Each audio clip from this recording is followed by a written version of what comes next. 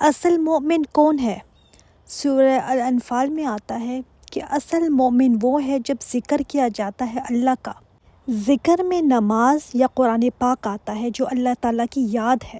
تو جب اللہ تعالیٰ کا ذکر آتا ہے تو وجلت قلوبہم، ان کے دل ڈر جاتے ہیں۔ یہ مومن کی خصوصیت ہے، ان خصوصیات کو ہم نے اپنے اندر پیدا کرنا ہے۔ ایک ڈر تو اللہ کے عذاب سے ڈر کر آدمی گناہ کو چھوڑ دے، یہ بھی ڈر ہے، لیکن یہ ڈر اللہ تعالیٰ کی عظمت، اس کے جلال کی وجہ سے ہے۔ وجلت وہ خوف ہوتا ہے جو اس کی بڑائی کی وجہ سے ہو۔ یہ ڈر انبیاء کو ہوتا تھا، یہ ملائکہ کو ہوتا ہے۔ جو جتنا اللہ کے قریب ہوتا ہے نا، اس کو اتنا ہی اللہ تعالیٰ کا خوف ہوتا ہے۔ آپ صلی اللہ علیہ وآلہ وسلم نے فرمایا، بخاری کی حدیث ہے کہ تم سب سے زیادہ میں اللہ سے ڈرنے والا ہوں، اور تم سب سے زیادہ میں اللہ تعالیٰ کو جاننے والا ہوں۔ جو اللہ کے قریب ہوتا ہے وہ نہ ڈر نہیں ہوتا کہ بس وہ تو غفور الرحیم ہے، بلکہ جو اس کو جاننا شروع کر دیتا ہے اس میں ڈر اتنا ہی زیادہ آ جاتا ہے۔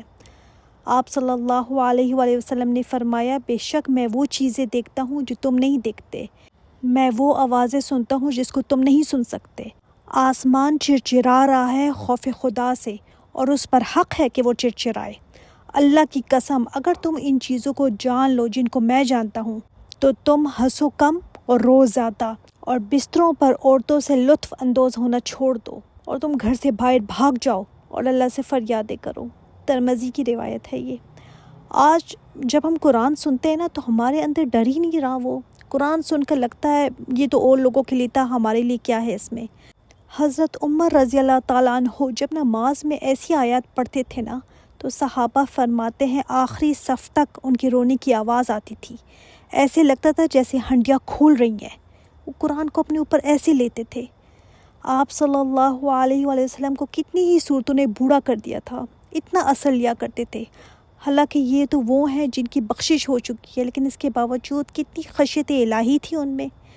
آپ صلی اللہ علیہ وآلہ وسلم نے فرمایا نا، اگر تم کو رونا نہ آئے تو رونے جیسی شکل ہی بنا دیا کرو، اللہ کو پسند ہے بندے کی عاجزی۔ آپ صلی اللہ علیہ وآلہ وسلم نے فرمایا کہ جس بندے مومن کی آنکھ سے اللہ کے خوف سے آنسو نکلے، چاہے وہ مکھی کے سر جتنا ہو، چھوٹا سا، پھر وہ آنسو اس کے رخسار کے سامنے کے حصے کو چھو جائے تو اللہ تعالیٰ اس پر دوزخ کی آگ کو حرام کر دیتا ہے۔ ابن ماجہ کی روایت ہے یہ۔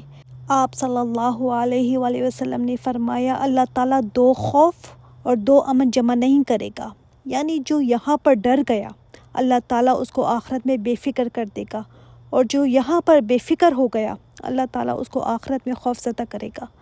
یہ خوف انسان کو گناہوں سے بچاتا ہے۔ جب خوف نہیں ہوتا نا تو بندہ نڈر ہو کر گناہ کرتا ہے۔